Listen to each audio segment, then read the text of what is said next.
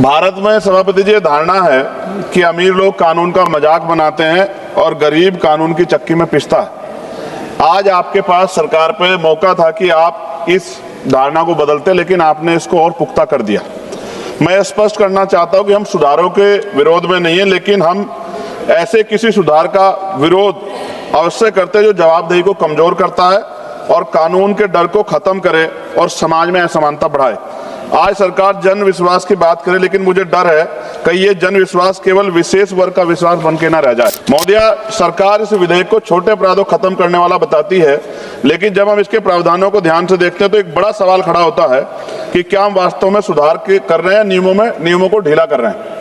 महोदया, राष्ट्रीय न्यायिक डेटा ग्रिड के अनुसार देश में आज 4.7 करोड़ से अधिक मामले अदालतों में लंबित हैं। यह सही है कि हमें न्याय प्रणाली को सरल बनाना चाहिए, लेकिन इसका समाधान यह नहीं हो सकता कि हम अपराध को अपराध ही ना माने। महोदय, आपके माध्यम से मंत्री से पूछना चाहता हूं, क्या सरकार यह मानती है कानून को कमजोर करना ही न्याय सुधार का रास्ता है? यह परिवर्तन तंत्र कमजोर है तो उसे मजबूत करना चाहिए, ना कि कानूनों को कमजोर करके समस्या को छुपाया जाए। महोदया, इस विधेयक में कई जगह जेल की सजा हटाकर केवल जुर्माना कर दिया गया, और मैं जब ये पढ़ रहा था तो ये भगत सिंह जी की जेल डायरी भी मुझे आज, मैं 2 दिन से इस पर कोशिश कर रहा था कि इसको जानूं।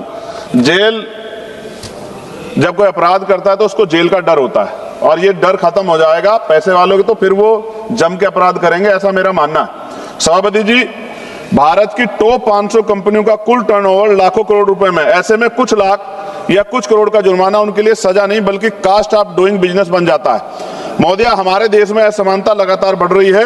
ऑक्सफाम की रिपोर्ट के अनुसार भारत की टॉप 1% आबादी के पास देश के लगभग 40% संपत्ति है, जबकि नीचे के 50% के पास बहुत ही सीमित संसाधन है। ऐसे में यदि सजा केवल जुर्माना रह जाए तो गरीब के लिए यह सजा होगी, अमीर के लिए सुविधा बन जाएगी।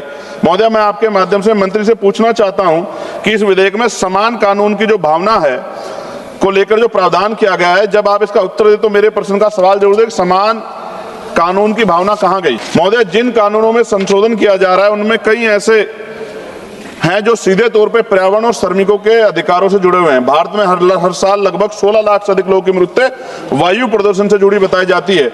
एनसीआरबी के अनुसार हर साल हजारों श्रमिक कार्यस्थल दुर्घटनाओं के शिकार होते हैं।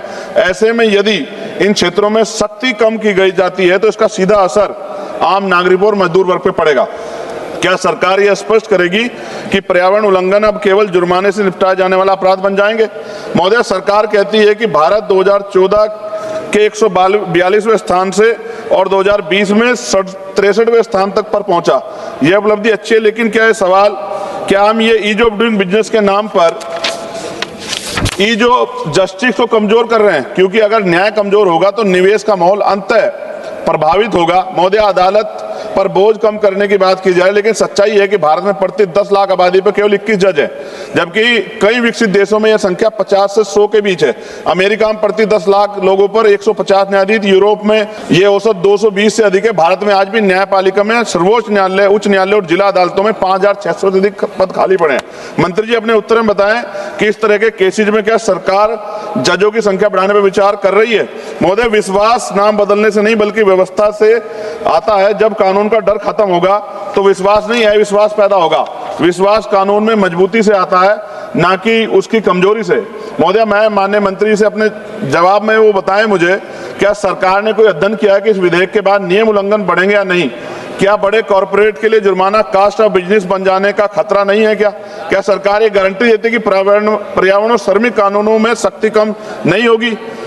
महोदय, विपक्ष केवल आलोचना नहीं करता, मेरे को सुझाव भी है, समाधान भी है। बार बार उल्लंघन करने वालों पे सख्त दंड, जुर्माने को टर्नओवर पर आधारित किया जाए, पर्यावरण और श्रमिक कानूनों में सख्ती बरकरार रखी जाए और न्यायपालिकाओं में जजों की संख्या बढ़ाई जाए। महोदय, यह विधेयक एक महत्वपूर्ण विषय को छूता है, लेकिन इसकी दिशा और प्रभाव को लेकर गंभीर चिंताएं हैं। आप कानून का डर खत्म करके विश्वास नहीं बना सकते। विश्वास तभी बनेगा जब यह न्याय सभी के लिए समान होगा। और अंत में केवल मैं इतना ही कहना चाहता हूं, कानून अगर कमजोर होगा तो व्यवस्था डगमगाएगी, और व्यवस्था डगमगाएगी तो जनता का विश्वास टूटेगा। मैं इस विधेयक का विरोध करता हूं, लेकिन मंत्री जी को मैं कहना चाहता हूं, अगर वो हमारे सुझाव पे काम करेंगे तो ये अंत जैसे बाबा साहब ने कहा था कि संविधान कितना भी अच्छा क्यों ना हो, चलाने वाले हाथ अच्छे नहीं होंगे, उनकी नीयत अच्छी नहीं होगी, उनकी नीति अच्छी नहीं होगी, तो अंतर संविधान बुरा साबित होगा। और संविधान कितना भी अच्छा, कितना कैसा भी क्यों ना हो, अगर चलाने वाले हाथ अच्छे होंगे, उनकी नीति अच्छी होगी, उनकी नीयत अच्छी होगी, तो अंतर संविधान अच्छा साबित होगा। अगर सुझाव को माना जाएगा तो इसका प्रभाव जनता के मन में आवश्यक रूप से इस बात के साथ जाएगा कि उनका हित जो है, कानून की जो समान कानून की भावना वो खत्म नहीं होगी। लेकिन अभी जो अमीरों को जिस तरह छूट दी जा रही है, तो बड़े बड़े जो कॉर्पोरेट सेक्टर हैं, वो तो अगर उनके यहाँ कोई इस तरह की अपराध हो भी जाएगा तो उनको तो कोई फर्क ही नहीं पड़ेगा। तो इससे क्या कानून, मजदूरों के अधिकार, गरीबों के अधिकार बच पाएंगे? अब जैसे हमारे सम्मान साथी कह रहे थे सभापति महोदय की जो ड्रग्स है, नकली जो दवाइयाँ, मैं खत्म करूँगा सभापति जी, जो नकली दवाइयाँ हैं आप महसूस करके देखिए, सिर्फ चंद पैसों के लिए मिलावट हो रही है, जहर बेचा जा रहा है चंद पैसों के लिए, सिर्फ अपना व्यापार बढ़ाने के लिए। क्या इससे गरीबों की जिंदगी खतरा नहीं होगा? क्या सरकार इस तरफ सोच रही है? तो मेरा आपसे आग्रह है कि सरकार इस पर सोचे, और आपने मुझे अवसर दिया, धन्यवाद। जय भीम, जय भारत।